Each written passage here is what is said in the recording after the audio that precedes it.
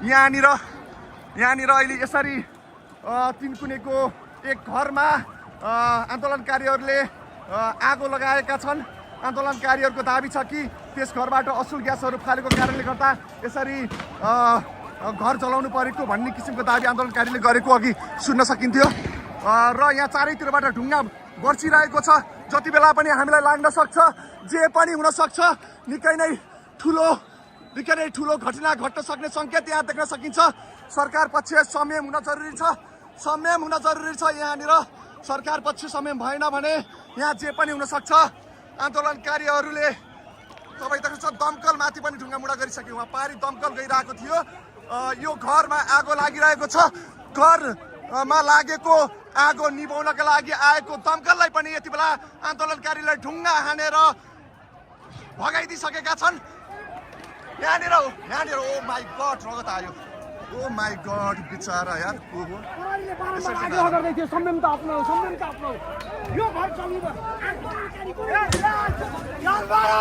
My God जे पनि हुन्छ त्यो माथि आएर के आइरहेको छ यहाँ त। राज्य सरकारको आतंक हो। यो राज्य सरकारको आतंक हो।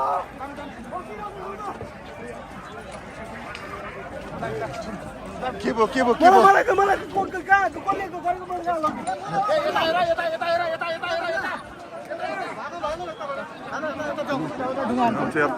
हेलमेट छैन?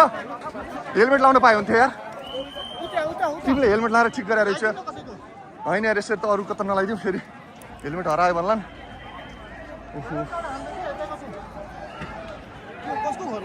खै कसको हो यार। ध्वस्तै पारिदिइसकेछन् यार। अब यो के भन्ने के यो देश कहाँ पुग्दैछ के हुँदैछ यो देशमा। तेरी यार रणभूमि बनाएर छाड्ने भयो यार यो देश।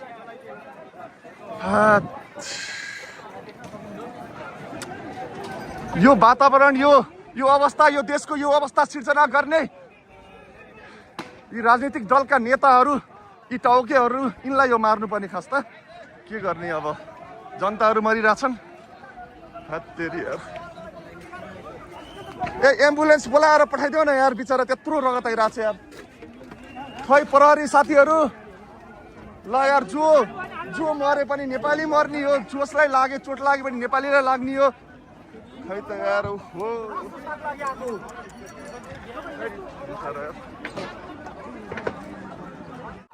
10 मिनट अहिले यहाँ निकै नै तिनकुनेमा यति बेला हामी छौँ। रणभूमि बनेको छ यति बेला तिनकुनेको माहौल तपाईँ यहाँ देख्न सक्नुहुन्छ। यहाँ भर्खरै एकजना घाइते भइसक्नु भएको छ। भागाभागको अवस्था सिर्जना भइसकेको छ यहाँ। भागाभाग ए भाग ए खस तेरी अस्त्र ग्यास फालेछ यार।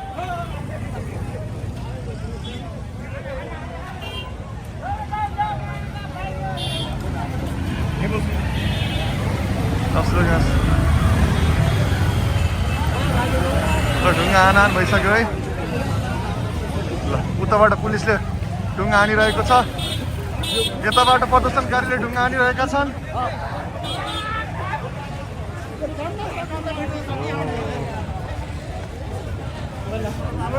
पुलिसले ढुङ्गा हान्छ।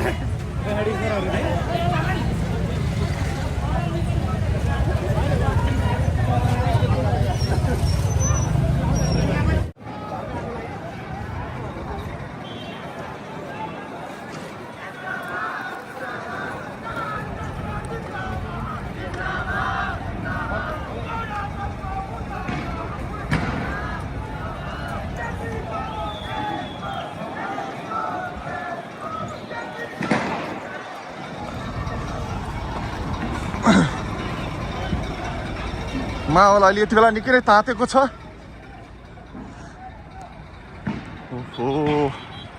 आन्दोलनकारीहरूले घरमै आगजनी गरिसकेका छन्। यहाँनिर तपाईँ देख्न सक्नुहुन्छ। बाफरे आँसु ग्यासहरू फालेछ प्रहरी। त्यही पनि आन्दोलनकारी मान्न तयार छैन। भिडिरहेको छ। ढुङ्गामुढा गरिरहेको छ।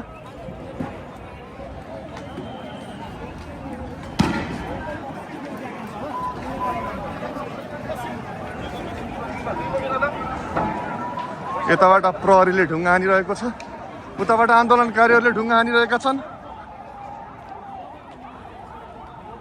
माहौल निकै तातेको छ। घरमै आन्दोलनकारीहरूले आगजनी गरिसकेका छन्।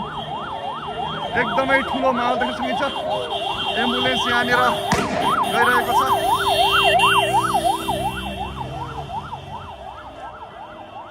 ढुङ्गाहरू बर्सिरहेको छ, तपाईँ देख्न सक्नुहुन्छ। ठुलो ढुङ्गाहरू बर्सिरहेको छ। अल्सर ग्यासहरू प्रहरीले फालै छ। प्रदर्शनकारीहरू मान्न तयार छैनन्। टिपेर यतै फालिदिए।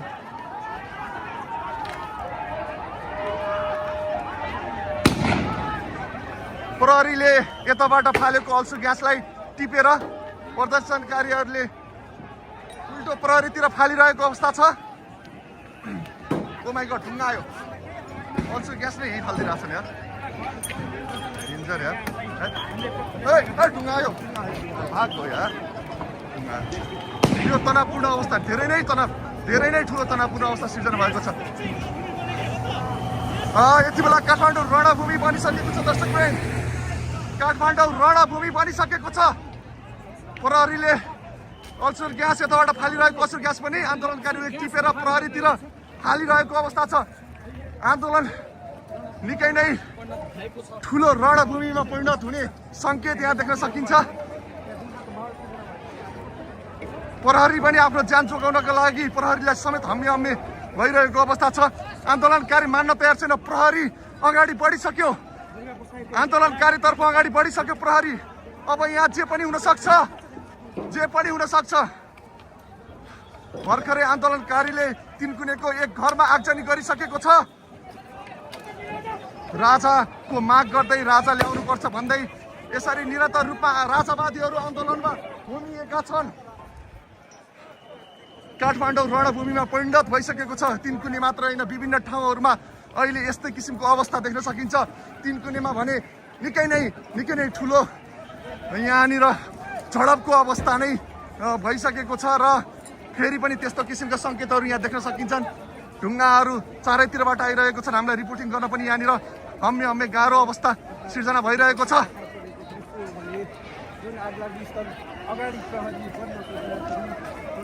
अल्सर ग्यास आँखामा परिसकेको छ हाम्रो। अल्सर ग्यासको त्यो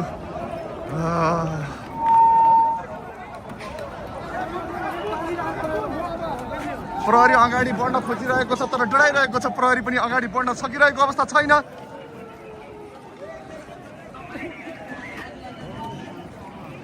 यहाँनिर निकै नै ठुलो अवस्था, यो झडपको अवस्था सिर्जना भइसकेको छ र झडप भइरहेको पनि छ।